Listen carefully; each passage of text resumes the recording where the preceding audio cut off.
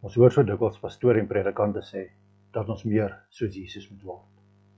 Hulle verwys natuurlik nie na sy goddelike natuur nie, maar na die persoonlikheid wat hy geopenbaar het gedurende sy tyd op aarde. Hoe kan ons in Christus se gelykheid groei? Die Bybel bied hierdie riglyn. Kom ons kyk na die voorbeeld wat Jesus gestel het. Jesus het 'n voorbeeld van liefde, nederigheid en gehoorsaamheid vir sy volgelinge gestel om na te volg. 1 Petrus 2 vers 21 lees as volg: Juis hiervoor is julle ook geroep, omdat Christus self vir julle gelei het en so vir julle 'n voorbeeld gestel het, sodat julle in sy voetspore kan volg. Punt nommer 2. Om ander onbaatsigtig lief te hê, is sentraal om soos Jesus te wees.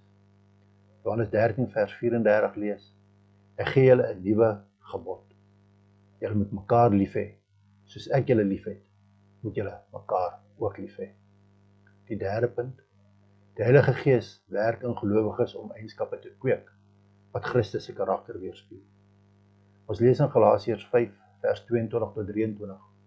Die vrug van die Gees daarteenoor is liefde, vreugde, vrede, geduld, vriendelikheid, goedhartigheid, getrouheid, nederigheid en selfbeheersing.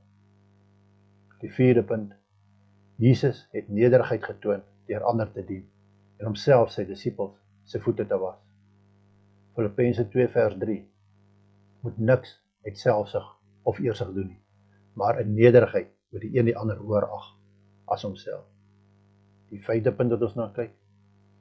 Jesus het dikwels onttrek om te bid en met die Vader verbind te bly. Ons lees in Markus 1 vers 35. Die môre vroeg, toe dit nog nag was, het hy opgestaan en buitentoe gegaan na 'n eensame plek en daar gebid. Die sesde punt.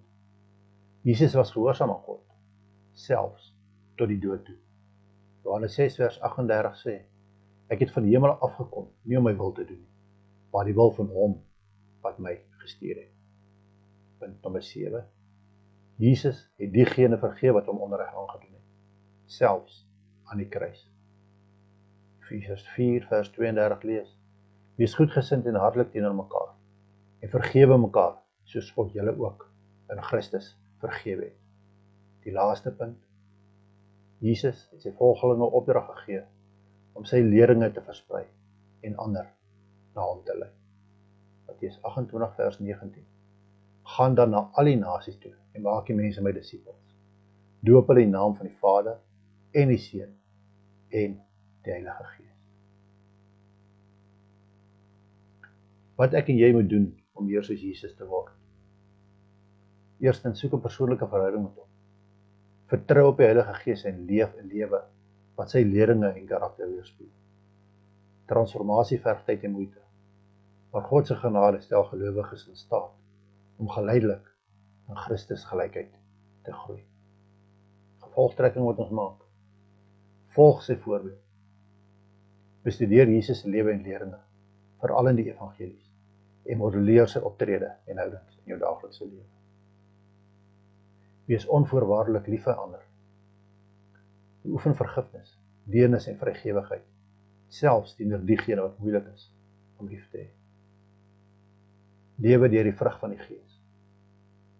Gee oor aan die leiding van die Heilige Gees en soek hierdie eienskappe in jou lewe. Wees nederig en dien ander. Stel ander se behoeftes voor jou eie en vind geleenthede om te dien. Bid en spandeer tyd saam met God.